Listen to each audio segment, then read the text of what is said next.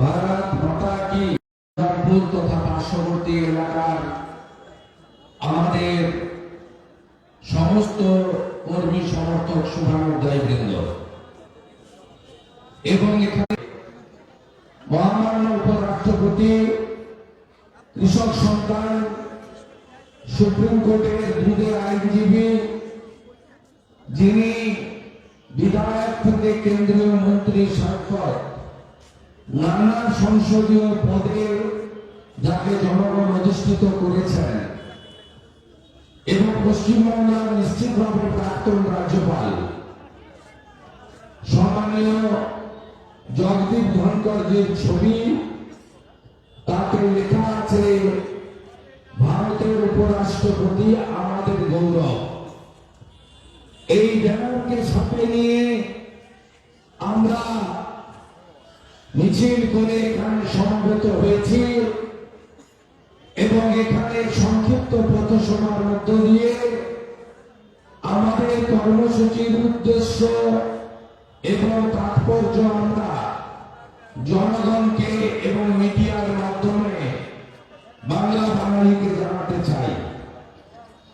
আজকের এই কর্মসূচির যিনি জেলায় দলের ইচ্ছা এবং আমাদের ভাবনাকে অল্প সময়ের মধ্যে সার্থক করেছেন এই কর্মসূচির মাধ্যমে।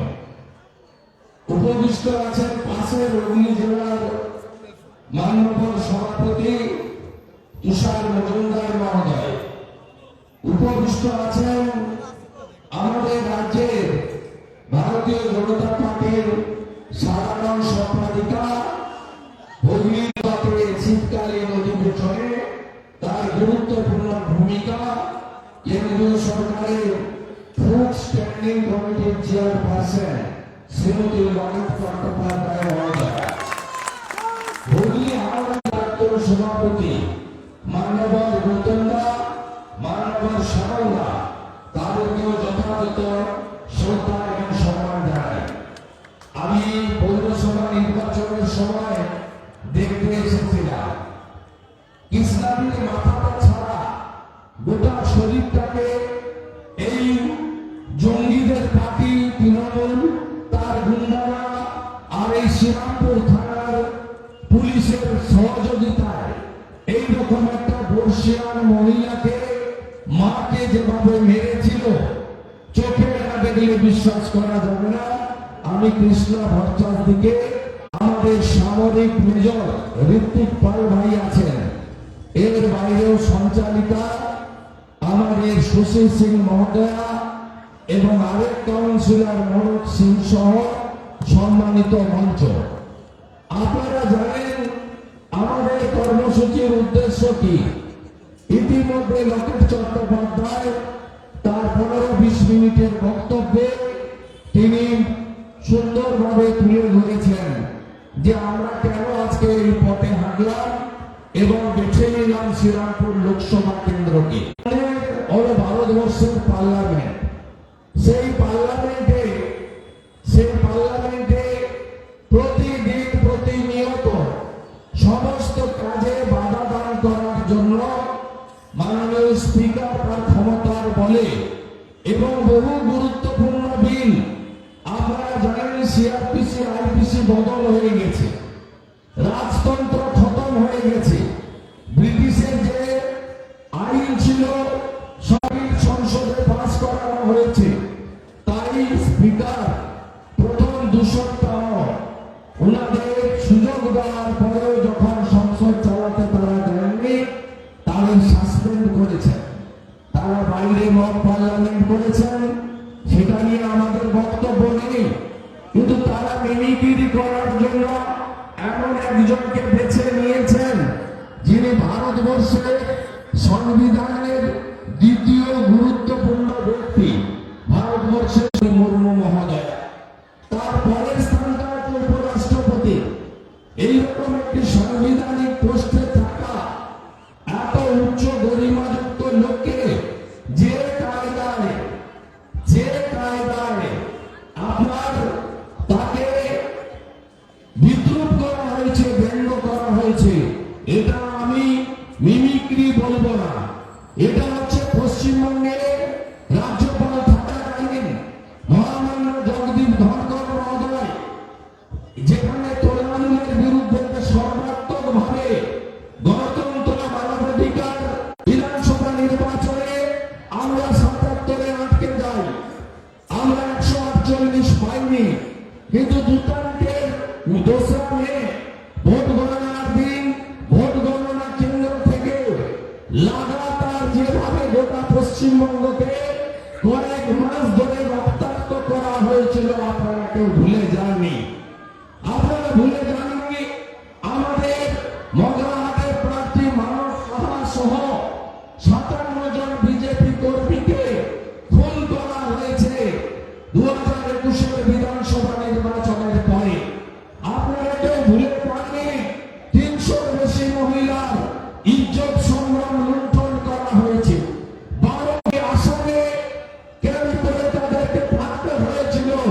সেই সময় পশ্চিমবঙ্গে যখন উল্লাস চলছে, খেলা আবেগ নাম করে মানুষের ঘর দুয়ার বাড়ি জ্বালানো হচ্ছে, বিজেপিকে ভোট দেওয়ার অপরাধে গরিবের বাড়ি জ্বালানো হচ্ছে, সেই সময় আমাদের তৎকালীন রাজ্যপাল জগদীপ ধনকর মহোদয় মান্যবর তিনি ভারত সরকারের বিএসএফ এর হেলিকপ্টার চেয়ে নিয়ে বাড়িতে বসে না থেকে বেরিয়ে পড়েছিলেন। তিনি ছুটে গেছিলেন আসামে রিলিফ ক্যাম্পে, তিনি ছুটে গেছিলেন ধনেখালিতে, তিনি ছুটে গেছিলেন কোচবিহারে, তিনি ছুটে গেছিলেন নানা প্রান্তে। সেই যে তার ভূমিকায় জগদীপ ধনকরের ভূমিকা, সেই যে মমতা ব্যানার্জির যে রাগ ছিল, তৃণমূলের যে রাগ ছিল, সেই রাগকে চরিতার্থ করার জন্য এই পন্থা অবলম্বন করেছেন কল্যাণ ব্যানার্জি। শ্রীরামপুরের মাটিতে আমি দাঁড়িয়ে এখানকার গণদেবতা জনতা জনার্দন বাড়িতে বাড়িতে মাস্টার ডিগ্রি আছে, গ্রাজুয়েট আছে, শিক্ষা দীক্ষা কৃষ্টি সংস্কৃতি এই শ্রীরামপুর সংসদীয় কেন্দ্রের সবার মধ্যে আছে। এখানকার মানুষ সচেতন, এখানকার মানুষ সংবেদনশীল। আপনারা একযোগে আমাকে বলুন যে কল্যাণ ব্যানার্জি আপনাদের সাংসদ যেটা করেছেন সমর্থন করেন কি করেন না? আপনারা লজ্জিত না? লজ্জিত নয়, আমরা গোটা বাংলা বাঙালি লজ্জিত। এ কোন বাংলা? যে বাংলাতে স্বামী বিবেকানন্দ জন্মগ্রহণ করেছেন, যে স্বামীজি 1893 সালে শিকাগো ধর্ম সম্মেলনে উপবিষ্ট হয়ে ভারতবর্ষকে পৃথিবীর ঠাকুর থেকে শুরু করে একাধিক ব্যক্তি নোবেল পুরস্কার পেয়েছেন সাহিত্যে, সংস্কৃতিতে, অর্থনীতিতে। যে বাংলার মনীষী, যে বাংলার রবীন্দ্রনাথ ঠাকুরের 1820 থেকে 1890 তার জীবদ্দশায় তিনি বিধবা বিবাহ প্রথা এবং অনেক রিফর্ম সংস্কার করে নারী শিক্ষা, নারীর অধিকার তিনি প্রতিষ্ঠিত করেছিলেন, বর্ণ পরিচয় স্রষ্টা। সেই বাংলার একজন সাংসদ নিজেকে এলিট সমাজের প্রতিনিধি বলেন, নিজেকে আইনজীবী বলেন কলকাতা হাইকোর্টে। তিনি আজকে দিল্লির রাজধানীর ক্যাপিটালে দাঁড়িয়ে তিনি যেভাবে যে ভাষায় দেশের উপরাষ্ট্রপতি, কৃষকের সন্তান, ওবিসি সমাজের প্রতিনিধি, আপনার মতো হয়তো তিনি ব্রাহ্মণ নয়, উঁচু জাতের নয়, আপনি সেই পুরোনো দিনের মনোভাব ফিরিয়ে আনতে চান। আপনি যেভাবে তাকে আক্রমণ করেছেন, এই আক্রমণে বাংলা বাঙালি লজ্জিত, স্তম্ভিত। শ্রীরামপুরে বুঝে বুঝে বুঝে এই যে ঘটনা, এটা গণদেবতা জনতা জনার্দনের কাছে পৌঁছে দিন। আপনারা নিশ্চিন্ত থাকুন, আমাদের লড়াই চলছে, চলবে। চোর মুক্ত বাংলা গড়ার লক্ষ্যে এবং চোরেদের রানী মমতা ব্যানার্জিকে এই বাংলা থেকে হটিয়ে বাংলার মানুষকে শান্তি দেওয়ার লক্ষ্যে ভারতীয় জনতা পার্টির যে লড়াই, এই লড়াই চলছে। বলে তারা গিয়ে সঙ্গে বেঙ্গালুরু, মুম্বাই, পাটনা এবং সম্প্রতি দিল্লিতে তাদের সঙ্গে একজোটে মমতা ব্যানার্জির নেতৃত্বে কাজ করার শপথ নিয়েছে। তাই আপনারা নিশ্চিন্ত থাকতে পারেন, আমরা নো সেটিং অপোজিশন হিসেবে পশ্চিম বাংলার মানুষকে রক্ষা করার জন্য ভারতীয় জনতা পার্টির লড়াই চলবে। আমাদের সংবিধানের যে স্তম্ভগুলো আছে, শুধু সাংবিধানিক প্রধানের নয়, সংবিধানের বড় স্তম্ভ জুডিশিয়ারি। আজকে পশ্চিমবাংলার জুডিশিয়ারি পর্যন্ত আক্রান্ত হয়েছে। দুটো একটা মাইকের তার থাকলে তো লালুর কোনো লাভ হবে না। লাইভ হচ্ছে, সবাই দেখছে, এভাবে আটকানো যাবে না। আমি আবার শ্রীরামপুরের জানুয়ারি মাসে আসবো, বড় সভা করবো, কি লাভ হবে? দেখবি আর জ্বলবি লুচির মতো পড়বি। তোদের মালিককে আমি হারিয়েছি 1, 9, 5, 6। তোদের মালিক আমার ভয়ে বিধানসভায় আসে না। তোদের মালিক আমার ভয়ে আমার ছেড়ে পালায়। আর আমি শ্রীরামপুর পৌরসভা, রিষড়া পৌরসভা, এখানকার লাইন দিয়ে যত পৌরসভা আছে, চাকরিগুলো কিভাবে বেঁচেছেন মিউনিসিপাল রিক্রুটমেন্ট স্ক্যামে আমাদের কাছে আছে। 70টা চেয়ারম্যান আর এক্স চেয়ারম্যান যাবে।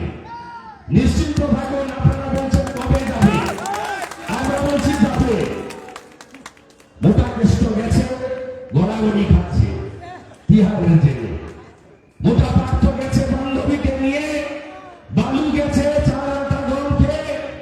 এ বিশ্বাস, এ ভরসা আপনারা রাখতে পারেন। সর্বত্র আওয়াজ তুলুন, হীরক রানী, হীরক রানী, হীরক রানী, হীরক রানী, হীরক রানী, হীরক রানী, হীরক রানী, হীরক রানী। যাচ্ছেন তো সবাই, সকাল সকাল পৌঁছে যাবেন। লক্ষ কণ্ঠে গীতা পাঠ হবে গান। শ্রী চৈতন্য দেবের বাংলা, স্বামী বিবেকানন্দের বাংলা, ঠাকুর শ্রী অনুকূল চন্দ্রের বাংলা, ঠাকুর শ্রী রামকৃষ্ণ দেবের বাংলা, জগজ্জননী মা সারদামণির বাংলা, স্বামী বিবেকানন্দের বাংলা, লোকনাথ বাবার বাংলা, বালক ব্রহ্মচারীর বাংলা। এই বাংলায় আগামীকাল সাধু সমাজ শঙ্করাচার্যের উপস্থিতিতে আমরা সবাই গীতা পাঠ করব, অংশগ্রহণ করব। কালকে মমতা বন্দ্যোপাধ্যায় করবেন। আমাদের অটলজির জন্মদিন পালন কেক কেটে হয় না, পায়েস খাইয়ে করতে হবে। আর ওই দিন নিশ্চয়ই বড়দিন, বড়দিনকে আমি অস্বীকার করি না। বড়দিন করার আগে তুলসী পূজন করবেন। 25 তারিখে হচ্ছে তুলসী পূজন দিবস। বাড়িতে তুলসী গাছ যদি থাকে প্রণাম করবেন, সাজিয়ে দেবেন তুলসী মাতাকে। না থাকলে ওই দিন তুলসী স্থাপন করবেন। আপনাদের সকলকে ধন্যবাদ জানিয়ে আগামী তারিখ কি হয়েছে পরিশেষে বলুন, 24-এ আবার 24